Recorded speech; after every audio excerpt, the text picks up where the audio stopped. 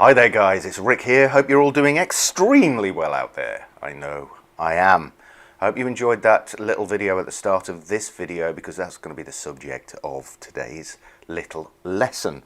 What I'm going to do is just break down that sequence and talk to you a little bit about my mindset as I sort of navigate my way through a sequence like that, and the things that I think about and concentrate on in order to play it as effectively as possible.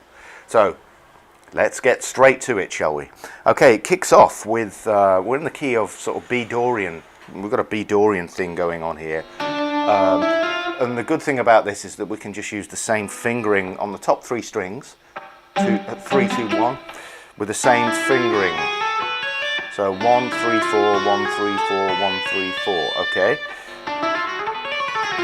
Makes it a lot easier when it's the same fingering. Okay. But now what we're going to do is we're going to tackle the sequence that I play. It's literally just an ascending sequence in groups of 4. So it's following those that particular scale pattern, but it's groups of 4. Okay, so it's this.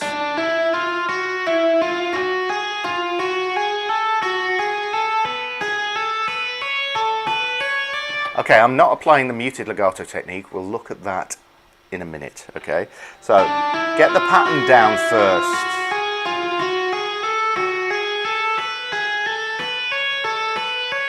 Okay, the other thing is, which is really essential, is I'm using all hammers here. So I'm not using the pick whatsoever. My right hand is in the normal playing position, making sure that I'm muting the appropriate strings. Okay, so that everything is as clean as we can play it.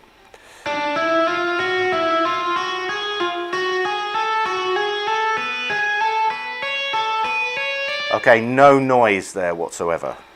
So again, I'm focusing on relaxing as much as I possibly can. So I'm not using brute force to play my way through this. It's the lightest touch yields the best results, in my opinion. Okay, so now we're going to throw in the muted legato technique, which is a technique that I absolutely love. It's got a great sound. So what we're going to do is I'm just going to talk you through it, okay, and explain exactly how I approach it. So now that we've dealt with what's going on technically with this first portion, now we can apply the muting technique. So right hand, this portion of the right hand here needs to be as close to the bridge as possible in order to get the clearest sound possible. Okay, so the closer you are to the bridge with the right hand, the better it will sound. Okay, the other thing is we've got to make sure that we're not dialing in too much gain, because too much gain, things start to get really muddy and messy and it sounds bloody awful, so we don't want to do that. And the way that I alleviate that is by using the guitar volume control and lower it to about, I don't know, between 6 and 8, 6, 7 or 8. Okay, so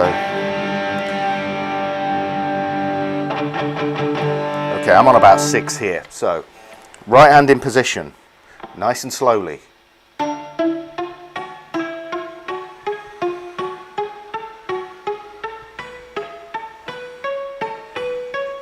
Notice how every single note has the same velocity. Okay, dynamic range, same dynamic range here.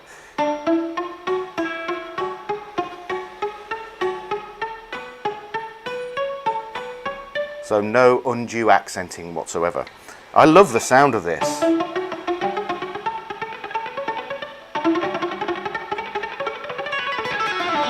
To me it sounds like raindrops.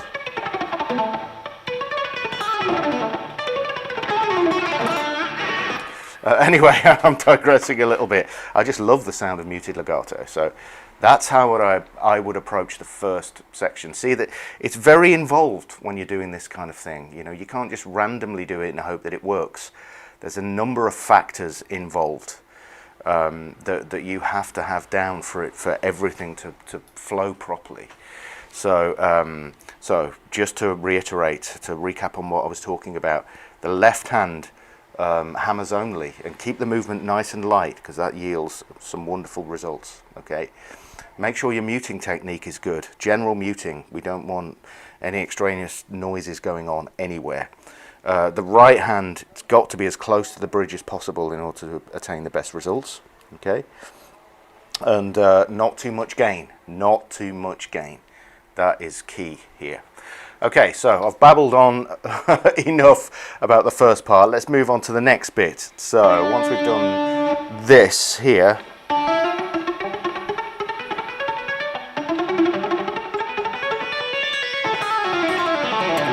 I think that's the pattern.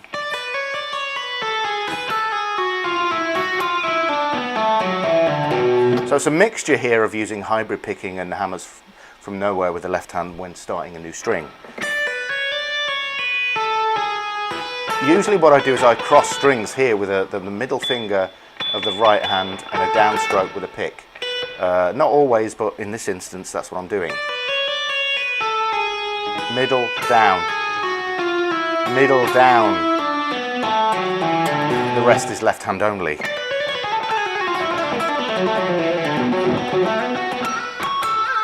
That wasn't it at all, was it?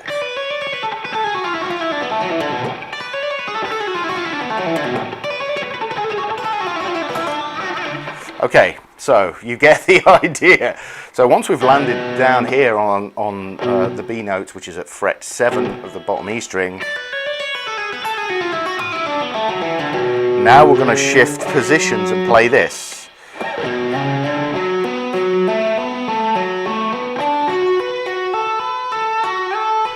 Okay, so that's once again.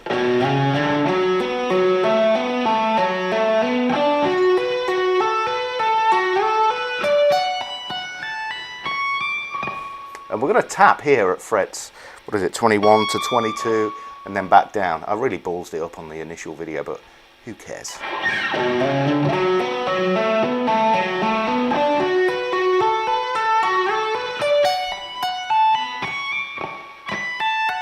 And then we're going to descend. It's just a straight ahead B minor 7 arpeggio. Whoops. Okay.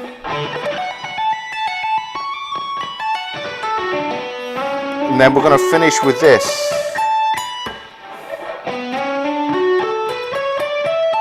This is a bit awkward because you've got this bar across 2 strings at the top. Bollocks. And then what we're going to do is we're going to play this note, but pull off to a fret lower. Okay.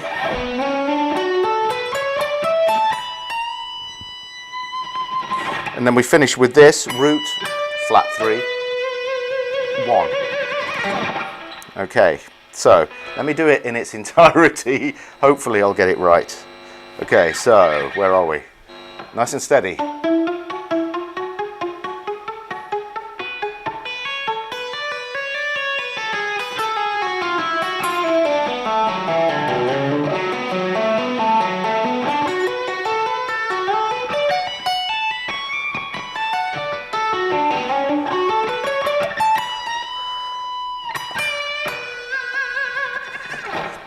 Almost there, almost there. Anyway, I hope I've given you some sort of food for thought here so that you can sort of take away, you have something to take away to approach, you know, learning lots of different sequences, but tackling the problem areas, that's the most important thing.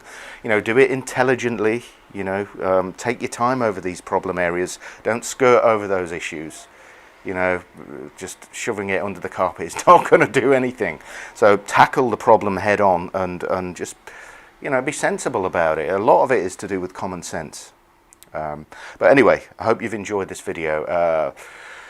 Just a quick reminder, it's still 30% off my website using the code RGSAVE30, so it's a great way to support what I do. I've just ordered a new lens for my camera, so I'm excited to be getting that.